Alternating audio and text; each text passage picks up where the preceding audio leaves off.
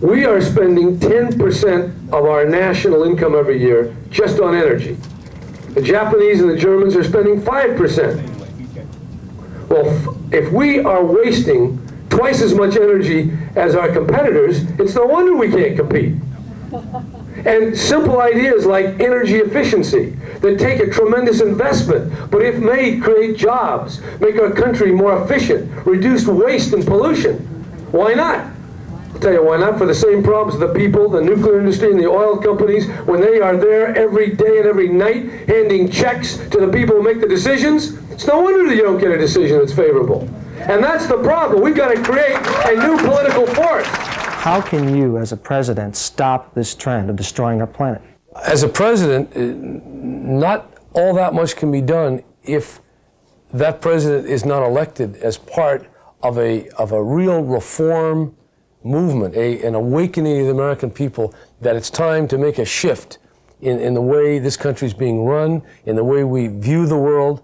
As president, there's a tremendous amount you can do if the campaign that succeeds in electing that person levels with the people about what needs to be done. See, that's the key. These campaigns are so empty and meaningless that they spend most of their time raising money, then buying TV commercials, and then with those TV commercials, they put on whatever the pollsters tell them.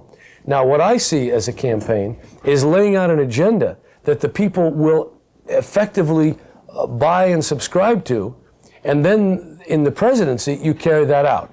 We should be taking the leadership because we have the money, we have the scientists, we have the time, and we can't expect China or India, which have hundreds of millions of their citizens right at the rock bottom of poverty, to be taking the leadership in an area where we could. And as we take that leadership, we can invent the technologies, the sustainable energy, solar, wind turbines, efficiency, ways of not using energy to create value, that then they can adopt that and get off the coal, get off the kind of fuel consumption, the use of the chlorofluorocarbons that are destroying that ozone layer. So it's domestically, it has to start with leveling with the people about what needs to be done. Then the people have to pick and choose that as their alternative, and then as a country, we have to link with other rich countries in a real commitment to getting the human species on a way of living that is compatible with other living species and which is sustainable indefinitely. Can we wake people up, create enough political power to dislodge the people who are in control? Because they're in control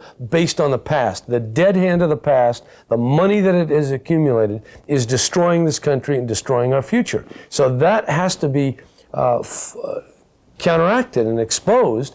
And the only people that are going to be able to do that are people who watch this show, just everyday Americans. If they don't take it back, the folks in Washington can't do it because they're under the thumb of the past, which provides the money for them to buy television ads to get elected. The only problem is inside our mind, because the solving of the problem is the creation of the full employment and the work that everybody's desperately crying out for. It's just that when you're in a pattern, and that pattern gives you some secondary gain or reward, it's hard to pull out of it, even though you know the long-term consequences are quite devastating, because they're more remote, they're over the horizon, they're in the next century.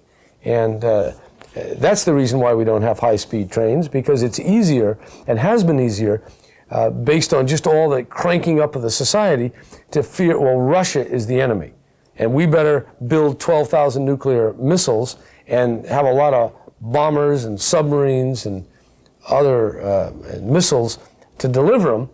But it isn't as much of a problem to move people in Los Angeles or Philadelphia on high-speed trains or fuel-efficient cars, and it isn't important to make those and train people to work in those factories. That's secondary. And as the obvious dysfunctionality of the present systems become painfully evident, at some point you reach the critical point, and you make the shift or you collapse.